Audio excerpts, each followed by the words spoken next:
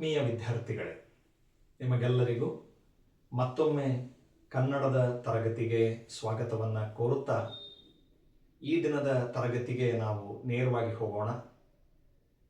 ಇಲ್ಲಿವರೆಗೂ ಕನ್ನಡದ ವ್ಯಾಕರಣದ ವಿಷಯಗಳಿಗೆ ಸಂಬಂಧಪಟ್ಟಂತೆ ನಾವು ತರಗತಿಗಳನ್ನು ಮಾಡ್ತಾ ಇದ್ವಿ. ಸ್ವಲ್ಪ ಬದಲಾಗಿರಲಿ, ಬರೀ ವ್ಯಾಕರಣ ಅಂತ ಅಂದ್ಕೊಂಡ್ರೆ ಎಲ್ಲೋ ಒಂದು ಕಡೆಗೆ ಬೇಸರ ತರಬಹುದು.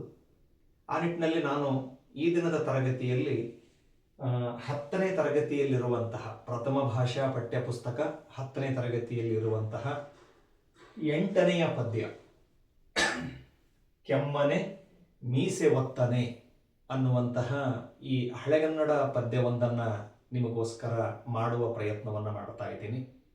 ನೇರವಾಗಿ ಪದ್ಯದ ವಿಷಯಕ್ಕೆ ಬಂದ್ಬಿಡೋಣ. ಈ ಪದ್ಯವನ್ನು ಬರೆದಂತಹ ಕವಿ ಮಹೋದಯ ಯಾರಿದ್ದಾರೆ ಅಂತ ಹೇಳಿದ್ರೆ ನಮಗೂ ನಿಮಗೂ ಎಲ್ಲರಿಗೂ ಕೂಡ ಚಿರಪರಿಚಿತ. ಅವರ ಹೆಸರು ಆದಿಕವಿ ಪಂಪ. ಕನ್ನಡದ ಮೊದಲನೆಯ ಕವಿ ಅನ್ನುವಂತಹ ಒಂದು ಶ್ಲಾಘನೆಗೆ, ಹೆಸರಿಗೆ ಪಂಪ ಮಹಾಕವಿ ಅದಕ್ಕೆ ಸಾಕ್ಷಿಯಾಗಿದ್ದಾರೆ. ಅಂತಹ ಮಹಾನ್ ಕವಿ ಪಂಪ ಬರೆದಂತಹ ಕೆಮ್ಮನೆ ಮೀಸೆ ಒತ್ತನೆ ಅನ್ನುವಂತಹ ಪದ್ಯಪಾಠಕ್ಕೆ ನಾವಿವತ್ತು ತೆರಳೋಣ. ಆ ಪದ್ಯಕ್ಕೆ ಹೋಗೋಕ್ಕಿಂತ ಮುಂಚೆ ಮಕ್ಕಳೇ ಎಲ್ಲರೂ ಗಮನ ಕೊಡಿ. ಸರಿಸುಮಾರು 10ನೆಯ ಶತಮಾನ ಏನಿದೆ ನಿಮಗೆಲ್ಲರಿಗೂ ಕೂಡ ಸ್ಪಷ್ಟವಾಗಿ ಗೊತ್ತಿರಬೇಕು ಮಕ್ಕಳೇ. 10ನೆಯ ಶತಮಾನವನ್ನು ನಮ್ಮ ಕನ್ನಡ ಸಾಹಿತ್ಯದ ಲೋಕದಲ್ಲಿ ಅದನ್ನು ಸುವರ್ಣ ಯುಗ ಅಂಥೇಳಿ ಕರೆದಿದ್ದಾರೆ. ಇದು ನಿಮಗೆ ತಿಳಿದಿರಬೇಕು. ಏನಂತ ಕರೆದಿದ್ದಾರೆ 10ನೇ ಶತಮಾನದ ಆಸುಪಾಸಿನ ದಿನಗಳನ್ನು? ಸುವರ್ಣ ಯುಗ. ಸುವರ್ಣ ಅಂದರೆ ಬಂಗಾರ. ಅದು ಬಹಳ ಒಂದು ಒಳ್ಳೆಯ ಕಾಲಘಟ್ಟ ಅನ್ನೋದನ್ನು ನಾವಿಲ್ಲಿ ಹೇಳ್ಬೋದು. ಯಾಕೆ ಸುವರ್ಣ ಯುಗ ಅಂಥೇಳಿ ಕರೆದ್ರು ಅಂತ ಹೇಳಿದ್ರೆ, ನಮ್ಮ ಕನ್ನಡ ಸಾಹಿತ್ಯಕ್ಕೆ, ಅದರಲ್ಲೂ ಹಳೆಗನ್ನಡ ಸಾಹಿತ್ಯಕ್ಕೆ 3 ಮಹಾನ್ ಕವಿಗಳು ಸಿಗ್ತಾರೆ. ಆ 3 ಮಹಾನ್ ಕವಿಗಳು ಯಾರು ಅಂತ ಹೇಳಿದ್ರೆ, ಒಂದು ಆದಿಕವಿ ಪಂಪ, ಪದ್ಯದ ಕವಿ ಆದಿಕವಿ ಪಂಪ. ಇನ್ನೊಬ್ರು ಹಾಗೆ ಗೊತ್ತಿರಬೇಕು ಮಕ್ಕಳೇ, ಮತ್ತೊಬ್ರು ಯಾರು ಅಂತ ಹೇಳಿದ್ರೆ ಪೊನ್ನ, ಮತ್ತೊಬ್ಬ ಪೊನ್ನ, ಹಾಗೇನೆ ಮತ್ತೊಬ್ಬ ರನ್ನ. ಇವ್ರ ಬಗ್ಗೆ ನಾನು ಇಲ್ಲಿ ಕವಿ ಪರಿಚಯದಲ್ಲಿ ಹೇಳೋ ವಿಷಯ ಇದೆ, ಹಾಗಾಗಿ ಅವರ ಹೆಸರುಗಳನ್ನು ತಗೊಂಡಿದ್ದೀನಿ, ಬರೆದಿದ್ದೀನಿ. 3 ಜನ ಮಹಾನ್ ಕವಿಗಳು ನಮ್ಮ ಹಳೆಗನ್ನಡ ಕನ್ನಡ ಸಾಹಿತ್ಯಕ್ಕೆ ಶ್ರೇಷ್ಠವಾದ ಕೃತಿಗಳನ್ನು ಬರೆದು ಕಾವ್ಯದ ರಸಗಂಗೆಯನ್ನು ಹರಿಸಿದ್ದಾರೆ. ಈ 3 ಮಹಾನ್ ಕವಿಗಳು, ಒಬ್ಬರು ಪಂಪ, ಇನ್ನೊಬ್ಬರು ಪೊನ್ನ, ಹಾಗೇನೆ ರನ್ನ. ಇವರನ್ನ ಕನ್ನಡದ ರತ್ನತ್ರಯರು ಅಂತ ಹೇಳಿ ಕರೀತಾರೆ. ಕಾರಣ ಅವರು ಬರೆದಂತಹ ಆ ಕೃತಿಗಳು ಇದಾವಲ್ಲ, ನಮ್ಮ ಹಳೆಗನ್ನಡ ಕಾವ್ಯಕ್ಕೆ, ಸಾಹಿತ್ಯಕ್ಕೆ ಕೊಟ್ಟಂತಹ ಒಂದು ಅದ್ಭುತ ಕೊಡುಗೆಗಳಾಗಿದ್ದಾವೆ, ಕಾಣಿಕೆಗಳಾಗಿದ್ದಾವೆ. ಹಾಗಾಗಿ 10ನೇ ಶತಮಾನವನ್ನು ನಮ್ಮ ಕನ್ನಡ ಸಾಹಿತ್ಯ ಲೋಕದಲ್ಲಿ ಏನಂತ ಕರೆದಿದ್ದಾರೆ ಅಂತ ಹೇಳಿದ್ರೆ ಸುವರ್ಣ ಯುಗ ಅಂತ ಹೇಳಿ ಕರೆದಿದ್ದಾರೆ. ಅಂತಹ ರತ್ನತ್ರಯರಲ್ಲಿ ಒಬ್ಬನಾಗಿರ್ತಕ್ಕಂತಹ ಆದಿಕವಿ ಪಂಪ ವಿರಚಿತ ಬರೆದಂತಹ ಕೆಮ್ಮನೆ ಮೀಸೆ ಒತ್ತನೆ ಅನ್ನುವಂತಹ ಒಂದು ಹಳೆಗನ್ನಡದ ಪದ್ಯವನ್ನು ನಾವು ಈ ದಿನ ನೋಡ್ತಾ ಹೋಗೋಣ. ನಿಮಗೆಲ್ಲರಿಗೂ ಕೂಡ ಪದ್ಯಕ್ಕೆ ಹೋಗೋಕ್ಕಿಂತ ಮುಂಚೆ ಮಕ್ಕಳೇ ಒಂದು ವಿಷಯ ಹೇಳ್ತೀನಿ, ಗಮನ ಇರಲಿ. ನಮ್ಮ ನೆಲದ ಸಂಸ್ಕೃತಿಯಲ್ಲಿ ನಮಗೆ 2 ಶ್ರೇಷ್ಠ ಕಾವ್ಯಗಳು ಸಿಗ್ತವೆ. ನಿಮಗೆ ಅವೆಲ್ಲವೂ ಕೂಡ ಗೊತ್ತಿದ್ದಾವೆ. 2 ನಮ್ಮ ಶ್ರೇಷ್ಠ ಕಾವ್ಯಗಳು ಯಾವ್ಯಾವಪ್ಪ ಅಂತ ಹೇಳಿದ್ರೆ ಗೊತ್ತಿರಬೇಕು. ಒಂದು ರಾಮಾಯಣ, ಒಂದು ಯಾವುದು? ರಾಮಾಯಣ. 2ನೆಯ ಮತ್ತೊಂದು ಮಹಾಕಾವ್ಯ ಯಾವುದು ಅಂತ ಹೇಳಿದ್ರೆ ಮಹಾಭಾರತ. ಈ ಹೆಸರುಗಳು ಗೊತ್ತಿಲ್ಲ ಅನ್ನುವಂತಹ ಮಾತೇ ಇಲ್ಲ, ಎಲ್ಲರಿಗೂ ಕೂಡ ಗೊತ್ತು. ಒಂದು ರಾಮಾಯಣ, ಇನ್ನೊಂದು ಮಹಾಕೃತಿ ಮಹಾಭಾರತ. ಇವುಗಳ ರಚನಾಕಾರರು ಯಾರು ಗೊತ್ತೈತಿ ನಿಮಗೆಲ್ಲರಿಗೂ ಕೂಡ. ರಾಮಾಯಣವನ್ನ ವಾಲ್ಮೀಕಿ ಮಹರ್ಷಿಗಳು ರಚಿಸ್ತಾರೆ. ಗೊತ್ತಿದೆಯಲ್ಲ ಮಕ್ಕಳೇ, ರಾಮಾಯಣವನ್ನ ರಚನೆ ಮಾಡಿದವರು ಯಾರು? ವಾಲ್ಮೀಕಿ ಮಹರ್ಷಿಗಳು. ಹಾಗೇನೆ ಮಹಾಭಾರತವನ್ನ ವೇದವ್ಯಾಸ ಮಹರ್ಷಿಗಳು. ಯಾರು? ವೇದವ್ಯಾಸ ಮಹರ್ಷಿಗಳು ರಚನೆ ಮಾಡ್ತಾರೆ. ಗೊತ್ತಿರಲಿ, ಇವು ಎರಡನ್ನೂ ಕೂಡ ಸಂಸ್ಕೃತ ಭಾಷೆಯಲ್ಲಿ ರಚನೆ ಮಾಡಿರ್ತಕ್ಕಂತಹ ಕೃತಿಗಳು ಮಕ್ಕಳೇ. ಇವೆರಡು ಯಾವ ಭಾಷೆ? ಸಂಸ್ಕೃತ. ಕನ್ನಡದಲ್ಲಿ ರಚನೆ ಆಗಿಲ್ಲ ಇವೆರಡೂ ಕೃತಿಗಳು, ಇವೆರಡೂ ಮಹಾಕಾವ್ಯಗಳು. ಮೂಲ ಇವುಗಳ ಭಾಷೆ ಯಾವುದು ಅಂತ ಹೇಳಿದ್ರೆ ಸಂಸ್ಕೃತ. ವಾಲ್ಮೀಕಿಗಳು ರಾಮಾಯಣವನ್ನು ಸಂಸ್ಕೃತದಲ್ಲಿ ರಚನೆ ಮಾಡಿದ್ದಾರೆ. ಹಾಗೇನೆ ವೇದವ್ಯಾಸ ಮಹರ್ಷಿಗಳು ಕೂಡ ಮಹಾಭಾರತವನ್ನು ಇದರಲ್ಲಿ ರಚನೆ ಮಾಡಿದ್ದಾರೆ, ಸಂಸ್ಕೃತ ಭಾಷೆಯಲ್ಲಿ ರಚನೆ ಮಾಡಿದ್ದಾರೆ. ಸಂಸ್ಕೃತದಲ್ಲಿ ರಚನೆಯಾಗಿರ್ತಕ್ಕಂತಹ ಈ ಎರಡು ಶ್ರೇಷ್ಠ ಕಾವ್ಯಗಳನ್ನ ನಮ್ಮ ಹಳೆಗನ್ನಡದ ಕವಿಗಳು ಪಂಪ, ರನ್ನ, ಜನ್ನ ಹೀಗೆ ಹಲವಾರು ಕವಿಗಳಿಂದ ಹಿಡಿದು ಹೊಸಗನ್ನಡದ ಕವಿಗಳಿಗೂ ಕೂಡ ಅದೇ ರಾಮಾಯಣದ ಮಹಾಭಾರತದ ಕಥೆಯನ್ನ ಕನ್ನಡದಲ್ಲಿ ಅನುವಾದ ಮಾಡಿ ಬರೆದಿದ್ದಾರೆ. ಈಗ ಅದರಲ್ಲಿ ಇವತ್ತಿನ ಪದ್ಯ ಏನಿದೆ, ಕೆಮ್ಮನೆ ಮೀಸೆ ಒತ್ತನೆ ಅನ್ನುವಂತಹ ಪದ್ಯ ಯಾವ ಕಥೆಯನ್ನ ಆಧರಿಸಿದೆ ಅಂತ ಹೇಳಿದ್ರೆ ಮಹಾಭಾರತದ ಕಥೆಯನ್ನ ಆಧರಿಸಿರತಕ್ಕಂತಹ ಪದ್ಯ ಭಾಗ ಆಗಿದೆ. ಅಲ್ಲಿನ ಒಂದು ಸಂದರ್ಭ ಬರುತ್ತೆ. ಆ ಸಂದರ್ಭ ಯಾವುದು ಅನ್ನೋದನ್ನ ನಾವು ಆ ಕವಿ ಪರಿಚಯ ಹಾಗೇನೆ ಆಶಯ ಭಾವಕ್ಕೆ ಬಂದಾಗ ಅದರ ಯಾವ ಸಂದರ್ಭದ ಕಥೆಯನ್ನ ಈ ಪದ್ಯ ಭಾಗ ಒಳಗೊಂಡಿದೆ ಅನ್ನೋದನ್ನ ನಾವು ತಿಳಿತಾ ಬರೋಣ. ಕವಿ ಪರಿಚಯವನ್ನ ಪ್ರಾರಂಭ ಮಾಡೋಕ್ಕಿಂತ ಮುಂಚೆ ಹೇಳ್ತೀನಿ ಮಕ್ಕಳೇ, ಗಮನ ಇರಲಿ. ನಮಗೆ ಅತ್ಯಂತ ಅದ್ಭುತ ಮನೋರಂಜನೆ ಕೊಡುವಂತಹ ಕಥೆಗಳು ಯಾವಾದರೂ ಇದ್ರೆ, ಕಾವ್ಯಗಳು ಯಾವಾದರೂ ಇದ್ರೆ ಅವು ಈ ಎರಡೇ ಕೃತಿಗಳು ಅಂಥೇಳಿ ನಾವು ಹೇಳಬಹುದು. ಒಂದು ರಾಮಾಯಣ, ಇನ್ನೊಂದು ಮಹಾಭಾರತ. ಇವು ಕೊಡುವಂತಹ ಮನೋರಂಜನೆ, ಈ ಕಥೆಗಳನ್ನು ಕೇಳ್ತಾ ಇದ್ರೆ ನಮಗೆ ಸಿಗುವಂತಹ ಆ ಒಂದು ಉಲ್ಲಾಸ, ಆ ಒಂದು ಮನಸ್ಸಿಗೆ ನೆಮ್ಮದಿ ಅಥವಾ ಮನೋರಂಜನೆ ಅಷ್ಟಿಷ್ಟಲ್ಲ. ಅಂತಹ ಅದ್ಭುತ ಕಾವ್ಯಗಳು, ಕಥೆಗಳು ಯಾವಾಗಿದ್ದಾವೆ ಅಂತ ಹೇಳಿದ್ರೆ ಒಂದು ರಾಮಾಯಣ, ಮತ್ತೊಂದು ಮಹಾಭಾರತ. ಅಂತಹ ಎರಡು ಮಹಾಕಾವ್ಯಗಳಲ್ಲಿ ಒಂದಾಗಿರ್ತಕ್ಕಂತಹ ಮಹಾಭಾರತದ ಸಂದರ್ಭದ ಒಂದು ವಿಷಯವನ್ನ ಒಳಗೊಂಡಿರತಕ್ಕಂತಹ ಪದ್ಯಭಾಗ ಯಾವುದು ಅಂತ ಹೇಳಿದ್ರೆ ಕೆಮ್ಮನೆ ಮೀಸೆ ಒತ್ತನೆ. ಬರೆದಂತಹ ಕವಿ ಯಾರಿದ್ದಾರೆ? ಪಂಪ. ಹಾಗಾಗಿ ನಾವು ಮೊದಲು ಕವಿ ಪರಿಚಯ, ಆದಿಕವಿ ಪಂಪನ ಕವಿ ಪರಿಚಯವನ್ನ ನೋಡಿ, ಈ ಪದ್ಯಕ್ಕೆ ಪೂರಕ ಬಂದಂತನೇ ಆಶಯ ಭಾವ ಇದೆ, ಅದನ್ನ ನಾವು ನೋಡೋದ್ರ ಮೂಲಕ ಪದ್ಯಕ್ಕೆ ಹೋಗೋಣಂತೆ. ನೀವೆಲ್ಲರೂ ಕೂಡ ನಿಮ್ಮ ಹತ್ರ ಪಠ್ಯಪುಸ್ತಕ ಇದ್ರೆ ನೀವು ಆ ಪಠ್ಯಪುಸ್ತಕವನ್ನ ತೆಗೆದು ಕವಿ ಪರಿಚಯದ ವಿಷಯವನ್ನ ತಿಳಿತಾ ಹೋದರೆ ಬಹಳ ಉತ್ತಮ ಅಂತ ನಾನು ಭಾವಿಸ್ತೇನೆ. ನೇರವಾಗಿ ಕವಿ ಪರಿಚಯಕ್ಕೆ ಹೋಗೋಣಲ್ಲ. ಅದಕ್ಕೂ ಮುಂಚೆ ಮಕ್ಕಳೇ ಇನ್ನೊಂದು ಹೇಳ್ತೀನಿ.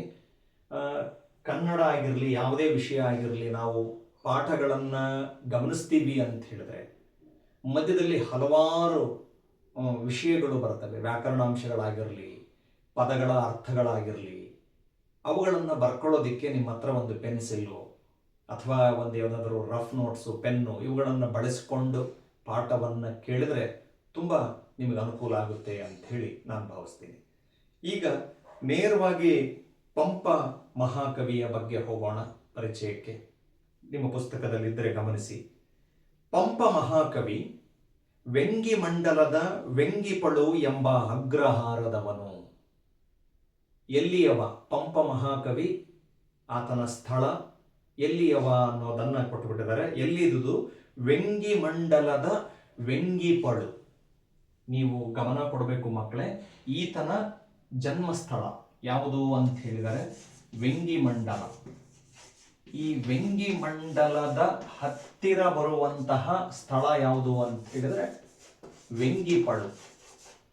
ಈ ವೆಂಗಿಪಳು ಅನ್ನೋದು ಪಂಪನ ಜನ್ಮಸ್ಥಳ ಅಂಥೇಳಿ ಕರೆದಿರ್ತಕ್ಕಂಥದ್ದು.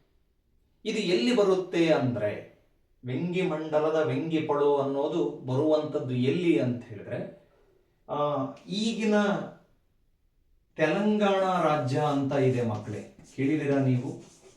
ಆಂಧ್ರ ಪ್ರದೇಶದ ಪ್ರದೇಶ, ಆ ರಾಜ್ಯ ಎರಡು ಕವಲುಗಳಾಗಿ ಒಡೆದುಕೊಂಡಿದೆ. ಅದು ಈಗಿನ ಏನು ತೆಲಂಗಾಣ ಅಂತ ಇದೆ, ಆ ತೆಲಂಗಾಣದಲ್ಲಿ ವೇಮುಲವಾಡ ಅನ್ನುವಂಥದ್ದಿದೆ. ಏನಿದೆ? ವೇಮುಲವಾಡ ಅನ್ನುವಂಥದ್ದಿದೆ. ಈ ವೇಮುಲವಾಡ ಅನ್ನುವಂತಹ ಪ್ರದೇಶಕ್ಕೇನೆ ಅಂದು ಕರಿತಿದ್ದದ್ದೇನಪ್ಪ ಅಂತ ಹೇಳಿದ್ರೆ ವೆಂಗಿಮಂಡಲ ಅಂತ ಹೇಳಿ ಕರೆದಿದ್ದಾರೆ. ಆ ವೆಂಗಿಮಂಡಲದ ಹತ್ರ ಬರುವಂತಹ ಯಾವುದದು ಸ್ಥಳದ ಹೆಸರು? ವೆಂಗಿಪಳು ಎಂಬ ಅಗ್ರಹಾರದವನು. ಇಲ್ಲಿ ಅಗ್ರಹಾರ ಅನ್ನುವಂತಹ ಪದ ಇದೆ ಮಕ್ಕಳೇ. ಏನಿದೆ? ಅಗ್ರಹಾರ. ಅದ್ರ ಬಗ್ಗೆ ಒಂಚೂರು ನಾನು ನಿಮಗೆ ವಿಷಯವನ್ನ ತಿಳಿಸ್ತೀನಿ, ಗಮನ ಕೊಡಿ.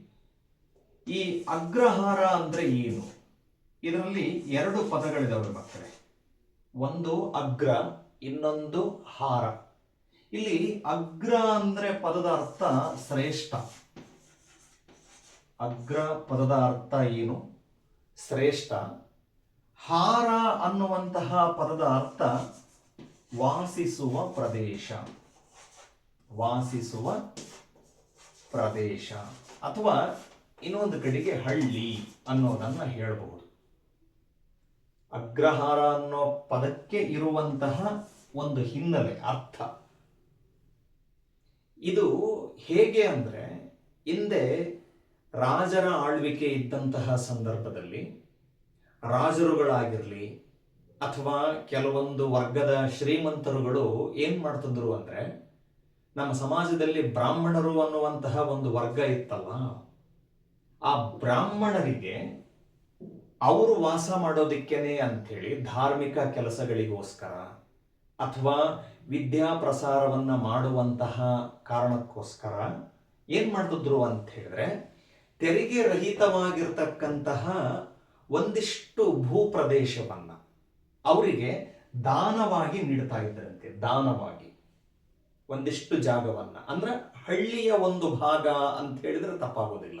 ಪೂರ್ತಿ ಒಂದು ಹಳ್ಳಿ ಅನ್ನೋದಕ್ಕಿಂತನೂ ಹಳ್ಳಿಯ ಒಂದು ಭಾಗ, ಒಂದಿಷ್ಟು ಪ್ರದೇಶವನ್ನ ಯಾರಿಗೆ ಮೀಸಲು? ಬ್ರಾಹ್ಮಣ ವರ್ಗದಂತಹ ಏನು ಜನಗಳಿಗೆ ಅದನ್ನ ಅವರು ದಾನವಾಗಿ ನೀಡ್ತಾ ಇದ್ರು. ಅವರಲ್ಲಿ ವಾಸ ಮಾಡ್ತಿದ್ರು, ಅದಕ್ಕೆ ಸಂಬಂಧಪಟ್ಟಂತಹ ಅವರ ಕೆಲಸ ಕಾರ್ಯಗಳನ್ನು ಮಾಡ್ತಾ ಇದ್ರು. ಹಾಗಾಗಿ ಆ ಬ್ರಾಹ್ಮಣರಿಗೆ ನೀಡಿದಂತಹ ಸ್ಥಳವನ್ನ ಅಗ್ರಹಾರ ಅಂತ ಹೇಳಿ ಕರೆದಿರ್ತಕ್ಕಂಥದ್ದು. ನಿಮಗೆ ಇನ್ನೂ ಒಂದಿಷ್ಟು ಮಾಹಿತಿ ಇರಬೇಕು ಮಕ್ಕಳೇ. ಈತ ಜೈನ ಪರಂಪರೆಯಲ್ಲಿ ಬರ್ತಕ್ಕಂತಹ ಕವಿ. ಯಾರು? ಪಂಪ. ಹಾಗಾಗಿ ಈತನ ಜನ್ಮಸ್ಥಳ ಯಾವುದು ಅಂತ ಹೇಳಿದರೆ ವೆಂಗಿಮಂಡಲದ ವೆಂಗಿಪಳು. ಇನ್ನೊಂದು ಕಡೆಗೆ ಉಲ್ಲೇಖಗಳಿದಾವೆ. ಅಣ್ಣಿಗೇರಿ ಅನ್ನುವಂಥದ್ದು ಈತನ ಜನ್ಮಸ್ಥಳ ಅಂತ ಹೇಳಿ ಕರೀತಾರೆ. ಅದು ಗದಗ ಜಿಲ್ಲೆಯಲ್ಲಿ ಬರುತ್ತೆ ಮಕ್ಕಳೇ. ಗದಗ ಜಿಲ್ಲೆಯ ಅಣ್ಣಿಗೇರಿ ಅಂತ ಹೇಳ್ತಾರೆ. ಕಾರಣ ಅಣ್ಣಿಗೇರಿ ಯಾಕೆ ಅಂತ ಹೇಳಿದ್ರೆ, ಪಂಪನ ತಂದೆ ಒಬ್ರಿದ್ದಾರೆ. ಪಂಪನ ತಂದೆ ಭೀಮಪ್ಪಯ್ಯ ಅಂತ ಹೇಳಿ ಅವರ ಹೆಸರು. ಪಂಪನ ತಂದೆಯ ಹೆಸರು ಏನು? ಭೀಮಪ್ಪಯ್ಯ. ನಿಮಗದು ಗೊತ್ತಿರಬೇಕು ಮಕ್ಕಳೇ. ಭೀಮಪ್ಪಯ್ಯ ಅಂತ ಹೇಳಿ ಯಾರ ತಂದೆ ಹೆಸರು? ಪಂಪನ ತಂದೆ ಹೆಸರು. ಹಾಗೇನೆ ಅಬ್ಬಲಬ್ಬೆ ಅಂತಕ್ಕಂಥವಳು ಪಂಪನ ತಾಯಿ, ಅಪ್ಪ ಅಮ್ಮ. ಈ ಭೀಮಪ್ಪಯ್ಯನವರು ಮೂಲ ಸ್ಥಳ ವೆಂಗಿಪಳು ಆಗಿದ್ರೂ ಕೂಡ, ಅವರ ಮೂಲ ವೆಂಗಿಪಳು ಆಗಿದ್ರೂ ಕೂಡ ಕಾರಣಾಂತರದಿಂದ ಗದಗ ಜಿಲ್ಲೆಯ ಅಣ್ಣಿಗೇರಿಗೆ ಬಂದು ನೆಲೆಸಿದರು ಅನ್ನುವಂತಹ ಒಂದು ಮಾತಿದೆ. ಎಲ್ಲೋ ಒಂದು ಕಡೆಗೆ ಪಂಪ ಜನಿಸಿದ್ದು ಅಣ್ಣಿಗೇರಿಯಲ್ಲಿ ಅನ್ನುವಂತಹ ಕೆಲವೊಂದು ಹಿನ್ನೆಲೆಗಳಿದ್ದಾವೆ. ಕೆಲವು ಕಡೆಗೆ ಆ ಹೆಸರನ್ನು ಕೂಡ ಉಲ್ಲೇಖ ಮಾಡ್ತಾರೆ. ಆದರೆ ನಿಮ್ಮ ಪಠ್ಯ ಪುಸ್ತಕದ ಪ್ರಕಾರ ಆತನ ಸ್ಥಳವನ್ನ ಯಾವುದು ಕೊಟ್ಟಿದ್ದಾರೆ? ವೆಂಗಿಪಳು ಅನ್ನೋದನ್ನು ಕೊಟ್ಟಿದ್ದಾರೆ. ನೀವು ಅದನ್ನ ನೆನ್ಪಿಟ್ಕೋಬೇಕು. ಹಾಗಾದ್ರೆ ಎಷ್ಟರಲ್ಲಿ ಜನಿಸ್ತಾನ? ಇವರ ಕಾಲ ಸಾಶ 902. ವೆಂಗಿ ಮಂಡಲದ ವೆಂಗಿ ಪಳುವಿನಲ್ಲಿ ಪಂಪ ಜನಿಸಿದ್ದು ಎಷ್ಟರಲ್ಲಿ ಕೊಟ್ಟು ಬಿಟ್ಟಿದ್ದಾರೆ? ಎಷ್ಟರಲ್ಲಿ? 902. ಆತನ ಕಾಲ 902ರಲ್ಲಿ ಜನಿಸಿದನು. ಕೃಷ್ಣ ಮತ್ತು ಗೋದಾವರಿ ನದಿಗಳ ನಡುವಿನ ಸ್ಥಳವಾದ ವೆಂಗಿಪಳು ನಿಸರ್ಗ ಸೌಂದರ್ಯದ ತಾಣ. ಆ ವೆಂಗಿಪಳು ಅನ್ನುವಂತಹ ಜಾಗ ಹೇಗಿತ್ತು? ಬಹಳ ಪ್ರಕೃತಿಯಿಂದ ಕೂಡಿದಂತಹ ತಾಣ, ಸೌಂದರ್ಯಯುತವಾಗಿ ಕೂಡಿದಂತಹ 2 ನದಿಗಳು ಅಲ್ಲಿ ಹರಿಯುವಂತಹ ಜಾಗ. ಒಂದು ಕೃಷ್ಣ, ಮತ್ತೊಂದು ನದಿ ಯಾವುದು? ಗೋದಾವರಿ. ನದಿಗಳ ನಡುವಿನ ಒಂದು ಸ್ಥಳ, ಪ್ರದೇಶ ಯಾವುದಾಗಿದೆ? ವೆಂಗಿಪಳು ಅನ್ನುವಂಥದ್ದು. ಪ್ರಕೃತಿ, ನಿಸರ್ಗ ಅಂದ್ರೇನು? ಪ್ರಕೃತಿ ದತ್ತವಾಗಿ ಸೌಂದರ್ಯದಿಂದ ಕೂಡಿರ್ತಕ್ಕಂತಹ ತಾಣವಾಗಿತ್ತು. ಅಂತಹ ತಾಣದಲ್ಲಿ ಯಾರ ಜನನ? ಪಂಪನ ಒಂದು ಜನನ. ಆಮೇಲೆ ಇಲ್ಲೊಂದು ಪದ ಬಂತು ನೋಡಿ ಮಕ್ಕಳೇ. ಯಾವ ಪದ? ಇದನ್ನು ನೀವು ಬಹಳ ಮುಖ್ಯವಾಗಿ ನೆನ್ಪಿಟ್ಕೋಬೇಕು. ಸ್ಥಾನ. ಸ್ಥಾನ ಬದಲಾಗಿ ಕವಿ ಅಲ್ಲಿ ಪುಸ್ತಕದಲ್ಲಿ ಕೊಟ್ಟಿರೋದು ಏನ್ ಬಂದಿದೆ ಅಂತ ಹೇಳಿದ್ರೆ ತಾಣ ಅಂತ ಬಂದಿದೆ. ಇದು ತತ್ಸಮ ತದ್ಭವ ಮಕ್ಕಳೇ. ನಿಮ್ಮ ಪರೀಕ್ಷೆಗೆ ಇದನ್ನ ಬಹಳ ಮುಖ್ಯವಾಗಿ ಕೇಳ್ತಾರೆ. ಸ್ಥಾನ, ತಾಣ. ಸ್ಥಾನ ಅನ್ನೋದು ತತ್ಸಮ, ಅದಕ್ಕೆ ತದ್ಭವ ರೂಪ ತಾಣ. ತಾಣ ಪದದ ಅರ್ಥ ಸ್ಥಾನ. ಹಾಗಾಗಿ ಆತನ ಸ್ಥಳ ಯಾವುದು? ವೆಂಗಿಮಂಡಲದ ವೆಂಗಿಪಳು. ಚಾಲುಕ್ಯರ ಅರಿಕೇಸರಿಯ ಆಸ್ಥಾನ ಕವಿಯಾಗಿದ್ದ ಪಂಪ ಆದಿಪುರಾಣ ಮತ್ತು ವಿಕ್ರಮಾರ್ಜುನ ವಿಜಯಂ ಎಂಬ ಮಹಾಕಾವ್ಯಗಳ ಕರ್ತೃ. ಯಾರ ಆಸ್ಥಾನದಲ್ಲಿ ಇದ್ದ ಈತ? ಕವಿಯಾಗಿದ್ದ. ಅದನ್ನೂ ಕೂಡ ಕೊಟ್ಟುಬಿಡ್ತಾರೆ. ಯಾರ ಆಸ್ಥಾನದಲ್ಲಿದ್ದ? ಚಾಲುಕ್ಯರ ಅರಿಕೇಸರಿ. ನಿಮಗೆ ಗೊತ್ತಿರಬೇಕು ಮಕ್ಕಳೇ, ಏನು? ನಮ್ಮ ಕರ್ನಾಟಕವನ್ನ ಅನೇಕ ರಾಜಮನೆತನಗಳು ಆಳಿದ್ದಾರೆ. ಅದರಲ್ಲಿ ಚಾಲುಕ್ಯರ ರಾಜಮನೆತನ ಕೂಡ ಒಂದು. ಅದರಲ್ಲಿ ಅರಿಕೇಸರಿ, ಇಮ್ಮಡಿ ಅರಿಕೇಸರಿ ಅಂತ ಹೇಳಿ ಒಬ್ಬ ರಾಜ ಬರ್ತಾನೆ. ಆತನ ಆಸ್ಥಾನದಲ್ಲಿ ಪಂಪ ಆಸ್ಥಾನ ಕವಿಯಾಗಿದ್ದ. ಅದು ಆತನ ಹೆಗ್ಗಳಿಕೆ. ಅದರ ಜೊತೆಗೆ ಈತ 2 ಶ್ರೇಷ್ಠ ಕೃತಿಗಳನ್ನು ಬರೀತಾನೆ ಪಂಪ. ಯಾವುವು 2 ಶ್ರೇಷ್ಠ ಕೃತಿಗಳು? ಒಂದನೇದು ಆದಿಪುರಾಣ. ಈತನ ಕೃತಿಗಳಲ್ಲಿ ಒಂದನೇದು ಯಾವುದಪ್ಪ ಅಂತ ಹೇಳಿದ್ರೆ ಆದಿಪುರಾಣ. ಇದು ಈತನ ಒಂದು ಮೊದಲ ಶ್ರೇಷ್ಠ ಕೃತಿ. ಎರಡನೇದು ಯಾವುದಪ್ಪ ಅಂತ ಹೇಳಿದ್ರೆ ವಿಕ್ರಮಾರ್ಜುನ ವಿಜಯ. ನೆನ್ಪಿಟ್ಕೋಬೇಕು ಮಕ್ಕಳು ಇವೆಲ್ಲ. ವಿಕ್ರಮಾರ್ಜುನ ವಿಜಯ ಅಥವಾ ವಿಜಯಂ ಅಂತ 2 ಶ್ರೇಷ್ಠ ಕೃತಿ ಬರೀತಾನೆ. ಇದ್ರ ಬಗ್ಗೆನೂ ಒಂದಿಷ್ಟು ಹೇಳ್ತೀನಿ ಮಕ್ಕಳೇ. ಈ ಆದಿಪುರಾಣ ಅನ್ನೋದು ಜೈನ ತೀರ್ಥಂಕರ ಕಥೆಯನ್ನ ಒಳಗೊಂಡಿರ್ತಕ್ಕಂಥದ್ದು. ಯಾವುದು? ಆದಿಪುರಾಣ. ಅದರಲ್ಲೂ ನಿಮಗೆ ಗೊತ್ತಿರಬೇಕು, ಆ ಜೈನ ತೀರ್ಥಂಕರಲ್ಲಿ ಮೊದಲನೆಯ ತೀರ್ಥಂಕರ ಬರ್ತಾನ. ಆತ ಯಾರು ಅಂತ ಹೇಳಿದ್ರೆ ಋಷಭನಾಥ. ಕೇಳಿದಿರಿ ನೀವು ಹೆಸರಲ್ಲ? ಇವೆಲ್ಲ ನಿಮ್ಮ ಸಮಾಜ ವಿಜ್ಞಾನದ ವಿಷಯದಲ್ಲಿ ಬರ್ತವೆ. ಮೊದಲನೆಯ ತೀರ್ಥಂಕರ ಋಷಭನಾಥ. ಆ ಋಷಭನಾಥನ ಜೀವನ ಚರಿತ್ರೆಯನ್ನ ಒಳಗೊಂಡಿರ್ತಕ್ಕಂತಹ ಒಂದು ಕೃತಿ ಯಾವುದಪ್ಪ ಅಂತ ಹೇಳಿದ್ರೆ ಆದಿಪುರಾಣ. ಅದು ಪಂಪ ಬರೆದಿರ್ತಕ್ಕಂತಹ ಕೃತಿಗಳಲ್ಲಿ ಒಂದನೇದು. ಎರಡನೇದು ಯಾವುದಪ್ಪ ಅಂತ ಹೇಳಿದ್ರೆ ವಿಕ್ರಮಾರ್ಜುನ ವಿಜಯಂ ಅಥವಾ ವಿಕ್ರಮಾರ್ಜುನ ವಿಜಯ. ಇದಕ್ಕೆ ಇನ್ನೊಂದು ಹೆಸರು ಇದೆ ಮಕ್ಕಳೇ, ಅದು ಗೊತ್ತಿರಬೇಕು. ಅದಕ್ಕೇನಂತ ಕರೆದಿದ್ದಾರಪ್ಪ ಅಂತ ಹೇಳಿದ್ರೆ ಪಂಪ ಭಾರತ. ಎಂಥದ್ದು? ಪಂಪ ಭಾರತ. ಎಲ್ಲೋ ಒಂದ್ ಕಡೆಗೆ ಮಹಾಭಾರತದ ಕಥೆಯನ್ನ ಕನ್ನಡಕ್ಕೆ ಬರೆದಿರ್ತಕ್ಕಂತಹ ಕೃತಿ ವಿಕ್ರಮಾರ್ಜುನ ವಿಜಯ. ನಿಮಗೆ ಗೊತ್ತಿರಲಿ, ಸಂಶೋಧನೆಗಳನ್ನ ನಡೀತಾ ಹೋದಾಗ, ಈ ಪ್ರಾಕ್ತನ ಶಾಸ್ತ್ರದ ಮೂಲಕ ಸಂಶೋಧಕರು ಮಾಡ್ತಾ ಹೋದಾಗ ನಮಗೆ ಕನ್ನಡದಲ್ಲಿ ಮೊದಲು ಉಪಲಬ್ಧವಾದ ಕೃತಿ, ಮೊದಲು ಸಿಕ್ಕಂತಹ ಕೃತಿ ಯಾವುದು ಅಂತ ಹೇಳಿದ್ರೆ ವಿಕ್ರಮಾರ್ಜುನ ವಿಜಯಂ. ಯಾರು ಬರೆದದ್ದು? ಕವಿ ಪಂಪ ಬರೆದಿರ್ತಕ್ಕಂಥದ್ದು. ಕನ್ನಡಕ್ಕೆ ಸಿಕ್ಕಂತಹ ಮೊದಲ ಕೃತಿ ಅದಾಗಿದ್ದರಿಂದ, ಆತನ ಕೃತಿ ಅದಾಗಿದ್ದರಿಂದ ಆತನನ್ನ ಕನ್ನಡದಲ್ಲಿ ಆತನನ್ನ ಏನಂತ ಕರೆದರು? ಆದಿಕವಿ. ಆದಿ ಅಂದರೆ ಮೊದಲು, ಕನ್ನಡದ ಮೊದಲ ಕವಿ ಅನ್ನುವಂತಹ ಒಂದು ಕೀರ್ತಿಗೆ ಆತ ಹೆಸರಾಗ್ತಾನೆ. ಹಾಗಾಗಿ ಪಂಪ ಬರೆದಿರುವ 2 ಶ್ರೇಷ್ಠ ಕೃತಿಗಳು ಯಾವುವು ಅಂತ ಹೇಳಿದ್ರೆ, ಒಂದನೇದು ಆದಿಪುರಾಣ, ಎರಡನೇದು ವಿಕ್ರಮಾರ್ಜುನ ವಿಜಯ. ವಿಕ್ರಮಾರ್ಜುನ ವಿಜಯಕ್ಕೆ ಪಂಪ ಭಾರತ ಅಂಥೇಳಿ ಕೂಡ ಕರೆದಿರ್ತಕ್ಕಂಥದ್ದು. ಆಮೇಲೆ ಇವೆರಡೂ ಕೃತಿಗಳು ಮಕ್ಕಳೇ ಚಂಪೂ ಶೈಲಿಯಲ್ಲಿ ಇರ್ತಕ್ಕಂಥವು, ನೆನಪಿರಲಿ. ಚಂಪೂ ಶೈಲಿಯ ಕೃತಿಗಳು. ಚಂಪೂ ಶೈಲಿ ಅಂತ ಹೇಳಿದ್ರೆ ನಿಮಗೆ ಗೊತ್ತಿರಬೇಕು, ಆ ಕಾವ್ಯದಲ್ಲಿ ಗದ್ಯ ರೂಪದಲ್ಲೂ ಒಂದಿಷ್ಟು ಕಾವ್ಯ ರಚನೆಯಾಗಿರ್ತತಿ, ಪದ್ಯದ ರೂಪದಲ್ಲೂ ಕೂಡ ಒಂದಿಷ್ಟು ರಚನೆಯಾಗಿರ್ತತಿ. ಹಾಗಾಗಿ ಈ ಆದಿಪುರಾಣ ಮತ್ತು ವಿಕ್ರಮಾರ್ಜುನ ವಿಜಯ ಚಂಪೂ ಕೃತಿಗಳು. ನೀವು ಇವತ್ತು ಕೆಮ್ಮನೆ ಮೀಸೆ ಒತ್ತನು ಪದ್ಯವನ್ನು ನೋಡ್ತಾ ಹೋದಾಗ ನಿಮಗಲ್ಲಿ ಗೊತ್ತಾಗುತ್ತೆ, ಒಂದಿಷ್ಟು ವಿಷಯ ಗದ್ಯ ಭಾಗದಲ್ಲಿ ಬಂದರೆ ರೂಪದಲ್ಲಿದ್ದರೆ, ಒಂದಿಷ್ಟು ಪದ್ಯದ ರೂಪದಲ್ಲೂ ಕೂಡ ಪದ್ಯ ಮುಂದುವರಿಯೋದನ್ನು ನೀವು ಗಮನಿಸ್ತೀರಿ. ಮತ್ತೇನು ಮುಂದಕ್ಕೆ ನೋಡಿ, ಅಲ್ಲಿ ಕೊಟ್ಟಿದ್ದಾನೆ ನೋಡಿ, ವಿಕ್ರಮಾರ್ಜುನ ವಿಜಯ ಕಾವ್ಯಕ್ಕೆ ಪಂಪ ಭಾರತ ಎಂಬ ಮತ್ತೊಂದು ಹೆಸರಿದೆ. ನಾನಾಗಲೇ ಹೇಳಿದೆ, ಈ ವಿಕ್ರಮಾರ್ಜುನ ವಿಜಯಂ ಕೃತಿಗೆ ಮತ್ತೊಂದು ಹೆಸರೇನು? ಪಂಪ ಭಾರತ. ಮಹಾಭಾರತವನ್ನ ಪಂಪ ರಚನೆ ಮಾಡಿದ್ದಕ್ಕೆ ತನ್ನ ಹೆಸರಲ್ಲಿ ಅದನ್ನು ಕರ್ಕೊಂಡಿರ್ತಕ್ಕಂಥದ್ದು. ಹಿಂಗೆ ಭಾಳ ಜನ ಇದ್ದಾರೆ. ಕುಮಾರವ್ಯಾಸ ಅನ್ನುವಂತಹ ಕವಿ ಕೂಡ ಬರ್ತಾನೆ, ಆತ ಕೂಡ ಕರ್ನಾಟ ಭಾರತ ಕಥಾಮಂಜರಿ ಅಂತ ಹೇಳಿ ಬರೀತಾನೆ.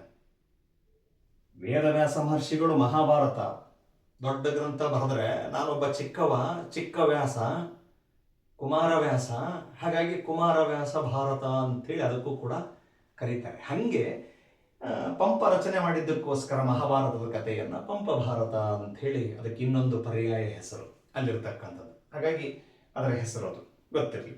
ಆಮೇಲೆ ಏನಿದೆ ನೋಡಿ, ಕಲಿಯೂ ಕವಿಯೂ ಆಗಿದ್ದ ಪಂಪ ರತ್ನತ್ರಯರಲ್ಲಿ ಒಬ್ಬ. ಕಲಿಯೂ ಕವಿಯು ಇದು ಬಹಳ ಮುಖ್ಯ ಮಕ್ಕಳೇ. ಈಗ ಒಂದು ಕಡೆಗೆ ಪಂಪ ಕವಿನೂ ಹೌದು, ಮತ್ತೊಂದು ಕಡೆಗೆ ಆತ ಏನಾಗಿದ್ದಾನ, ಕಲಿಯೂ ಹೌದು. ಕಲಿ ಅಂದ್ರೆ ಗೊತ್ತಿರಲಿ, ಕಲಿ ಪದದ ಅರ್ಥ ವೀರ ಅಥವಾ ಶೂರ, ಪರಾಕ್ರಮಿ, ಸಾಹಸಿ, ನಾನಾ ಅರ್ಥಗಳನ್ನು ಕೊಡ್ತಾ ಹೋಗುತ್ತೆ. ಅವನು ಕವಿ ಆಗೋದರ ಜೊತೆಗೆ ಕಲಿಯೂ ಆಗಿದ್ದ. ಕಲಿ ಅಂದ್ರೆ ಆತೊಬ್ಬ ವೀರ. ಇದು ಇತಿಹಾಸ ಹೇಳುತ್ತೆ, ಅಥವಾ ಆತನ ಜೀವನ ಚರಿತ್ರೆಯನ್ನ ನೀವು ಗಮನಿಸ್ತಾ ಹೋದ್ರೆ ತಿಳಿಯುತ್ತೆ ಮಕ್ಕಳೇ. ಇಮ್ಮಡಿ ಅರಿಕೇಸರಿ ಏನಿದ್ದ ಆತನ ದೊರೆ, ಎಷ್ಟೋ ಸಂದರ್ಭದಲ್ಲಿ ಅರಿಕೇಸರಿಯ ಜೊತೆಗೆ ಪಂಪ ಮಹಾಕವಿ ಯುದ್ಧದಲ್ಲಿ ಭಾಗಿಯಾಗಿದ್ದಂತೆ. ಎಷ್ಟೋ ಯುದ್ಧಗಳನ್ನ ಮಾಡಿದ್ದಾನೆ. ಯಾರು? ಆದಿಕವಿ ಪಂಪ. ಹಾಗಾಗಿ ಆತ ಕವಿಯೂ ಹೌದು, ಮತ್ತೊಂದು ಕಡೆಗೆ ಕಲಿಯೂ ಹೌದು. ಕಲಿ ಅಂದ್ರೆ ವೀರ. ಆಮೇಲೆ ಇದು ಕೂಡ ಬಹಳ ಮುಖ್ಯ ಮಕ್ಕಳೇ, ತತ್ಸಮ ತದ್ಭವಕ್ಕೆ ಬರುತ್ತೆ. ವೀರ ಪದಕ್ಕೆ ಬೀರ ಅನ್ನೋದು ತದ್ಭವ ರೂಪ. ವೀರ ಪದಕ್ಕೆ ತದ್ಭವ ರೂಪ ಏನು? ಬೀರ. SSLC ಎಕ್ಸಾಮ್ನಲ್ಲಿ ಎಲ್ಲಾದ್ರೂ ಒಂದು ಕಡೆಗೆ ಕೇಳಬಹುದು, ಅತಿ ಮುಖ್ಯ ಇದು. ಆಮೇಲೆ ಇನ್ನು ನೋಡಿ ಮುಂದಕ್ಕೆ, ಆಗಿದ್ದ ಪಂಪ ರತ್ನತ್ರಯರಲ್ಲಿ ಒಬ್ಬ. ಈತ ಯಾವುದರಲ್ಲಿ ಒಬ್ಬ? ರತ್ನತ್ರಯರು. ನಿಮಗೀಗಾಗಲೇ ನಾನು ಹೇಳಿದ್ದೆ, ಮತ್ತೂ ಒಂದು ಕಡೆಗೆ ಹೇಳುವ ಪ್ರಯತ್ನ ಈಗ ಮತ್ತೆ ಮಾಡ್ತೀನಿ ನಾನು. ಗಮನ ಕೊಡಿ ಮಕ್ಕಳೇ. ಪಂಪನನ್ನ ಏನಂತ ಕರೆದಿದ್ದಾರೆ? ಕವಿ ರತ್ನತ್ರಯರಲ್ಲಿ ಒಬ್ಬ ಅಂತ ಹೇಳಿ ಕರೆದಿದ್ದಾರೆ. ರತ್ನತ್ರಯರು, ಕವಿ ರತ್ನತ್ರಯರು. ಕನ್ನಡದಲ್ಲಿ 3 ಜನಗಳಿಗೆ ಕರೆದಿರ್ತಕ್ಕಂಥದ್ದು. 3 ಜನಗಳಿಗೆ. ಒಂದು ನಾವೀಗ ಮಾಡ್ತಾ ಇರುವಂತಹ ಕವಿ ಯಾರು? ಪಂಪ. ಇನ್ನೊಬ್ಬ ಕವಿ ಯಾರು ಅಂತ ಹೇಳಿದ್ರೆ ಪೊನ್ನ. ಮತ್ತೊಬ್ಬ 3ನೇ ಉತ್ತ ಯಾರಪ್ಪ ಅಂತ ಹೇಳಿದ್ರೆ ರನ್ನ. ಗೊತ್ತಿರಬೇಕು ನಿಮಗೆ. 3 ಜನ ಕವಿಗಳನ್ನ ಕನ್ನಡದ ರತ್ನತ್ರಯರು ಅಂತ ಹೇಳಿ ಕರೆದಿದ್ದಾರೆ. ಈಗ ಇವರು ಕೊಟ್ಟಂತಹ ಶ್ರೇಷ್ಠ ಕೃತಿಗಳು ಯಾವ್ಯಾವು ಅಂತ ಹೇಳಿದ್ರೆ ಪಂಪಂದು ಗೊತ್ತಿದೆ.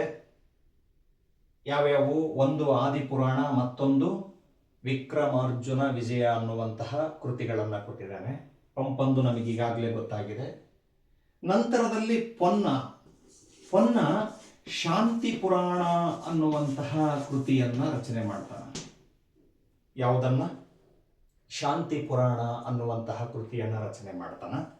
ಹಾಗೇನೆ ರನ್ನ ಅಜಿತನಾಥ ಪುರಾಣ, ಈತನ ಒಂದು ಶ್ರೇಷ್ಠ ಕೃತಿಗಳನ್ನ ಹೆಸರಿಸೋದಾದ್ರೆ ಯಾವುದು? ಅಜಿತನಾಥ ಪುರಾಣ ಅನ್ನೋದನ್ನ ಕೂಡ ಬರೀತಾನೆ. ಅದರ ಜೊತೆಗೆ ಗದಾಯುದ್ಧ, ನೆನಪಿರಲಿ, ಅದರ ಜೊತೆಗೆ ಯಾವುದು? ಗದಾಯುದ್ಧ ಅನ್ನೋ ಕೃತಿಯನ್ನು ಕೂಡ ಕರೀತಾನೆ. ಇದಕ್ಕೆ ಇನ್ನೊಂದು ಹೆಸರು ಸಾಹಸ ಭೀಮ ವಿಜಯಂ ಅನ್ನೋದು ಕೂಡ ಇದೆ. ಹಾಗಾದ್ರೆ ಗಮನ ಕೊಡಿ ಮಕ್ಕಳೇ, ಇವು ಸರಿಸುಮಾರು ನಾನು ಆಗ್ಲೇ ಹೇಳಿದ್ನಲ್ಲ, 10ನೇ ಶತಮಾನದಲ್ಲಿ ಈ 3 ಜನ ಕವಿಗಳು ಹಳೆಗನ್ನಡಕ್ಕೆ ಕೊಟ್ಟಂತಹ ಈ ಕೃತಿಗಳೇನದವೆ ಅಂದ್ರೆ ಪಂಪ ಕೊಟ್ಟಂತಹ ಆದಿಪುರಾಣ ಅಥವಾ ವಿಕ್ರಮಾರ್ಜುನ ವಿಜಯಂ ಕೃತಿ, ಪೊನ್ನನ ಶಾಂತಿನಾಥ ಪುರಾಣ, ರನ್ನನ ಅಜಿತನಾಥ ಪುರಾಣ ಅಥವಾ ಗದಾಯುದ್ಧ, ಇನ್ನೊಂದು ಕೃತಿ ಗದಾಯುದ್ಧ, ಇದನ್ನು ಸಾಹಸ ಭೀಮ ವಿಜಯಂ ಅಂತ ಹೇಳ್ತಾರೆ. ಇವು ಕನ್ನಡ ಸಾಹಿತ್ಯಕ್ಕೆ, ಅದರಲ್ಲೂ ಹಳೆಗನ್ನಡ ಸಾಹಿತ್ಯಕ್ಕೆ ಬಹಳ ಶ್ರೇಷ್ಠ ಕೃತಿಗಳಾಗಿ ನಮ್ಮ ಕನ್ನಡದ ಹಿರಿಮೆಯನ್ನ ಹೆಚ್ಚಿಸಿದವೆ. ಹಾಗಾಗಿ ಇವರು ಕನ್ನಡಕ್ಕೆ 3 ಜನ ಮಹಾನ್ ಕವಿಗಳು ಅಂತ ಹೇಳಿ ನಾವು ಕರಿತೀವಿ. ಹಾಗಾಗಿ ಕನ್ನಡದ ರತ್ನತ್ರಯರು ಯಾರು ಅಂದ್ರೆ ಗೊತ್ತಿರಬೇಕು ನಿಮಗೆ. ಪಂಪ, ಪೊನ್ನ, ರನ್ನ, 3 ಜನರಲ್ಲಿ ಈತ ಒಬ್ಬ. ಯಾರು? ಪಂಪ. ರತ್ನತ್ರಯರಲ್ಲಿ ಒಬ್ಬ ಅಂತ ಕೊಟ್ಟಿದ್ದಾರೆ.